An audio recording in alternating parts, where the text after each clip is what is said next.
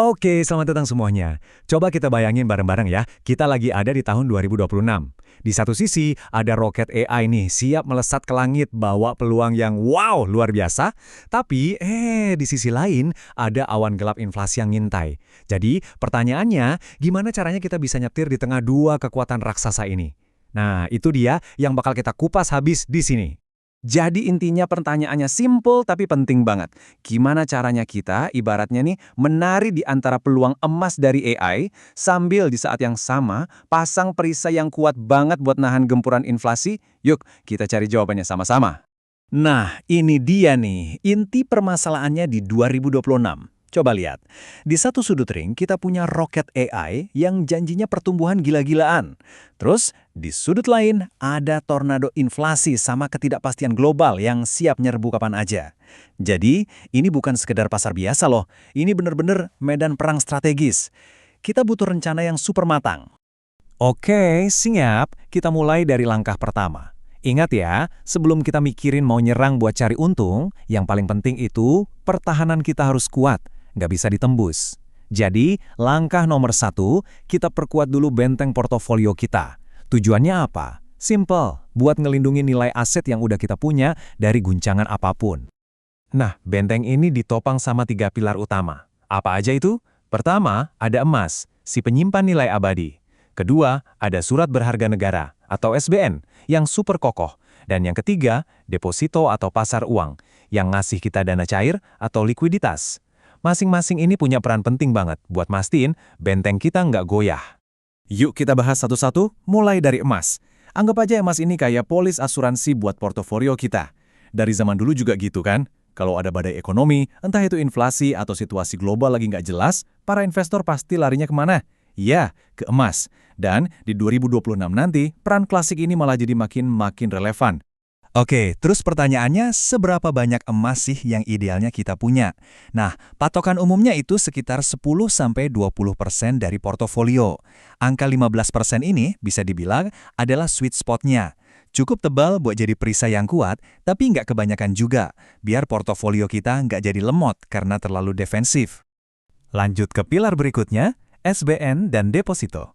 Kalau tadi emas itu asuransinya, nah ini tuh fondasi beton dari benteng kita. SBN ngasih stabilitas, imbal hasilnya juga jelas. Sementara itu, deposito, ini amunisi kita loh, duit seger yang siap kita tembakin pas kita lihat ada peluang bagus, misalnya pas pasar lagi anjlok. Alright, pertahanan udah beres, benteng kita kokoh. Sekarang, baru deh kita ganti mode. Dari mode bertahan, kita pindah ke mode menyerang. Langkah kedua, kita manfaatin tren-tren sektoral buat cari pertumbuhan. Nah, di sini nih, kita mulai berburu cuan. Terus kita harus cari pertumbuhan di mana? Nah, ada 3 area utama nih yang diprediksi bakal bersinar banget di 2026. Pertama, jelas seluruh ekosistem AI. Kedua, energi terbarukan. Ini didorong sama gerakan Go Green di seluruh dunia. Dan ketiga, sektor-sektor yang tahan banting, kayak consumer goods dan healthcare. Kenapa? Ya karena orang akan selalu butuh makan dan layanan kesehatan, mau ekonomi lagi gimana pun. Nah, soal AI, ini bagian yang seru. Jangan cuma ikut-ikutan heboh sama yang lagi di panggung utama aja. Kita harus jadi detektif. Coba kita gali lebih dalam. Siapa sih yang sebenarnya ngebangun rel kereta api buat revolusi AI ini? Maksudnya para penyedia cloud, infrastruktur data. Nah, itu dia. Atau perusahaan mana yang pakai AI buat bikin logistik jadi super efisien? Disitulah permata tersembunyinya. Bukan cuma di nama-nama besar yang itu-itu aja. Nah, untuk 2 sektor lainnya, ini kombinasinya pinter banget. Energi terbarukan itu kan mesin pertumbuhan jangka panjang yang ya nggak bisa dihindari lagi, karena dunia lagi beralih ke energi bersih. Terus di sisi lain, consumer goods dan healthcare ini ibarat benteng kedua di dalam portofolio pertumbuhan kita. Mereka ini stabil karena ya itu tadi, kebutuhannya esensial. Jadi kita dapat pertumbuhan dari satu sisi, dapat stabilitas dari sisi lain. Cerdas kan? Oke, jadi kita udah tahu apanya, aset apa aja yang perlu ada di portofolio. Sekarang kita masuk ke bagian bagaimananya. Gimana cara eksekusinya? Nah, langkah ketiga ini adalah soal menerapkan strategi yang cerdas. Dan kuncinya satu, disiplin. Percaya deh, di pasar yang naik turun, disiplin itu jauh lebih penting daripada sok-sokan nebak kapan waktu terbaik buat beli atau jual. Dan strategi andalan kita untuk disiplin ini namanya Dollar Cost Averaging, atau biasa disingkat DCA. Gampangnya gini, ini tuh kayak nabung rutin tapi buat investasi. Jadi setiap bulan, di tanggal yang sama, dengan jumlah uang yang sama, kita beli aset. Nggak peduli harganya lagi naik atau turun. Kadang dapat harga mahal, kadang dapat harga murah. Tujuannya apa? Biar emosi kita nggak ikut campur dan kita berhenti main tebak-tebakan, kapan ya waktu yang pas buat beli?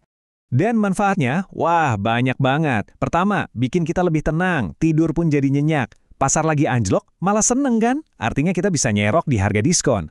Kedua, secara hitung-hitungan, jangka panjangnya harga rata-rata pembelian kita jadi lebih bagus. Dan yang paling penting, ini ngebentuk kebiasaan disiplin. Dan disiplin itu, percayalah, aset paling berharga buat seorang investor. Tentunya, strategi disiplin ini nggak akan lengkap tanpa satu prinsip paling dasar dalam investasi. Tahu kan pepatahnya? Jangan menaruh semua telur Anda dalam satu keranjang. Nah, ini pas banget buat jadi jembatan kita ke topik berikutnya. Pentingnya diversifikasi dan rebalancing. Nah, prinsip jangan taruh semua telur dalam satu keranjang itu harus kita jaga secara aktif loh. Nggak bisa dibiarin gitu aja. Disinilah gunanya rebalancing atau menyeimbangkan kembali. Bayangin aja portofolio kita itu kayak timbangan. Setiap 3 atau 6 bulan sekali kita cek. Wah, saham lagi naik daun nih, porsinya jadi kegedean. Nah, kita pangkas dikit untungnya, pindahin ke aset yang lebih aman.